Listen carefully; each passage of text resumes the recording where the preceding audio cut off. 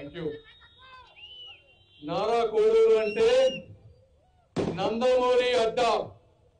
నారా కోడూరు అంటే నారా చంద్రబాబు నాయుడు గారి అడ్డా. ఈ అడ్డాలో నిలబడి మాట్లాడటం ఒక అదృష్టం. మనం ఒక్కసారి ఇక్కడ ఎందుకు మాట్లాడుతున్నామని తెలుసుకుంటే 2019లో చరిత్రలో ఎవ్వరికీ ఇవ్వనటువంటి మెజారిటీతో 151 సీట్లు జగన్మోహన్ రెడ్డి గారికి ఇస్తే ఆయన ఇంట్లో కూర్చొని పరిపాలన చేతగాక ఒక అసమర్థ రావణ కాష్ట రాజకీయానికి తెరలేపారు. ఈ ప్రాంత ప్రజలు ఉద్యోగాలు అడిగితే మంత్రులు గాని ఆయన గాని కనీసం ఒక్క ఇండస్ట్రీ ఉన్న వ్యక్తితో కూడా వెళ్లి కూర్చొని మాట్లాడటం గాని చర్చించటం గాని జరిగిందా అని మేము అడుగుతా ఉన్నాను. ఒక్కదంటే ఒక్క ఇండస్ట్రీని తెచ్చారా మీరు? తేలేదు. మా రోసయ్య గారిని అడిగితే ఒక ఇంటర్వ్యూలో మీరు ఉద్యోగాలు ఏం తెచ్చారు అంటే ఆయన సమాధానం 2.5 లక్షల వాలంటీర్లు ఉద్యోగం ఇచ్చామంటా ఉన్నారు. దేశంలో మినిమం వేజ్ అనేది ఒక ఉంటుంది. అంటే ఒక మనిషి బతకడానికి కావాల్సినటువంటి ఆదాయం నెలకి మినిమం వేజ్ 11,500 రూపాయలు. అయితే 5,000 రూపాయల ఉద్యోగం ఒక ఉద్యోగమా అని అడుగుతా ఉన్నాను. ఈ 5,000 రూపాయలతో ఏం చేసుకోవాలి? సంక్రాంతి పండుగ చేసుకోవాలా? రంజాన్ చేసుకోవాలా? క్రిస్మస్ చేసుకోవాలా? ఏం జగన్మోహన్ రెడ్డి గారు అత్యంత తక్కువ ఉన్నటువంటి ఆదాయం ఉన్నది అంగన్వాడీ ఆయాకి కూడా 7,000 రూపాయలు ఇస్తే నువ్వు వాలంటీర్లకు 5,000 రూపాయలు ఇచ్చి అది ఉద్యోగం అంటే లక్షల రూపాయలు అప్పులు చేసి పేద ప్రజలు వారి పిల్లల్ని చదివిస్తూ ఉంటే ఉపాధి లేక వారు ఊళ్ళు వదిలిపెట్టి ఎక్కడికో వెళ్లలేక బతకలేక వాళ్ళ కుటుంబాలు ఛిద్రమైపోతా ఉంటే నువ్వు గాని నీ ప్రభుత్వం గాని ఏ విధమైనటువంటి ప్రయత్నాలు చేశారు అని నేను అడుగుతా ఉన్నాను. ఈ రోజున కేవలం బటన్ నొక్కటం ఒక్కటే మార్గంగా పెట్టుకొని ఇక్కడ ఉన్న ప్రతి సంస్థని కూడా అప్పుల పాలు చేసి ఇదే మేము కోరుకున్నటువంటి పరిపాలన అని అడుగుతా ఉన్నాను మిమ్మల్ని. బటన్ నొక్కడానికి నువ్వెందుకయ్యా? ఒక ఐఏఎస్ ఒక చీఫ్ సెక్రటరీ ఉంటే కూడా నొక్కుంటా పోతాడు.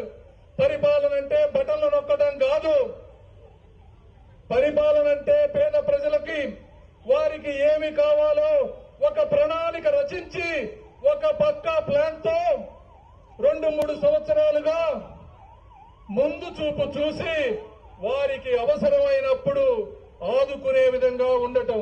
అంటే ఒక ఇంజనీరింగ్ కాలేజీలోకి వెళ్లినప్పుడు అతనికి బయటకి వచ్చినప్పుడు అతనికి ఉద్యోగం కల్పించాలనేటువంటి ఒక ముందు చూపు ప్రణాళికకి నిన్ను ఎన్నుకున్నారు తప్పించి బటన్లు నొక్కడానికి నిన్ను ఎన్నుకోలేదు అని చెప్తా ఉన్నాను. ఆ రోజు మీరేం చెప్పారు? ఈ మద్యం అనేది మహిళలకు ఒక మహమ్మారిలా పేరుకుపోయింది. మహిళల జీవితాలు చిన్న భిన్నం అవుతున్నాయి. దీన్ని నేను 3 దశల్లో అంత వందిస్తానని చెప్పారా లేదా? 3 దశల్లో నువ్వు చేయకపోగా 3 సార్లు రేట్లు పెంచావు. ప్రపంచంలో ఎవ్వరికీ తెలియని బ్రాండ్లన్నీ ఆంధ్రప్రదేశ్ లో సృష్టించావు. ఆ మందు తాగి మత్తు మైకంలో ప్రజల జీవితాలు కూలిపోతూ ఉంటే నువ్వు ఆపడానికి ఏమన్నా చేశావా అని అడుగుతావు. ఈ రోజు మహిళల తాలిబొట్లు తెగిలిపోతున్నాయి. పిల్లలు అనాథలుగా మారిపోతున్నారు. ఉద్యోగాలు లేక డిప్రెషన్ లో కొట్టుమిట్టాడుతా ఉన్నారు. ఈ రోజు వస్తా ఉంటే నేను కాలువలు చూస్తా ఉన్నాను. కాలువలకి కూడా నీళ్లు లేకుండా కన్నీళ్లు తెప్పించేటువంటి ముఖ్యమంత్రి ఎవరన్నా ఉన్నారు అంటే అది జగన్మోహన్ రెడ్డి గారు అని నేను తెలియజేస్తా ఉన్నాను. కాలువలలో పంటలకి నీళ్లు కావాలనేటువంటి ఒక ప్రణాళిక ఉండాలా లేదా అని అడుగుతా ఉన్నాను. 2 పంటలు పండించాలి కదా రైతులు, వారికి నీళ్లు కావాలి కదా. అసలు పండితేనే గిట్టుబాటు ధరలు లేక కల్తీ విత్తనాలతో ముందుకు సాగకపోతా ఉంటే నీలాంటి అసమర్థ పాలనతో మళ్లీ నీళ్లు కూడా లేకుండా 30-40 క్వింటాలు పండాల్సిన పంటని 10-20 క్వింటాలకు పండిస్తే వాళ్ళు ఏ విధంగా ముందుకు వెళ్ళాలి అని నేను మీ అందరినీ అడుగుతా ఉన్నాను.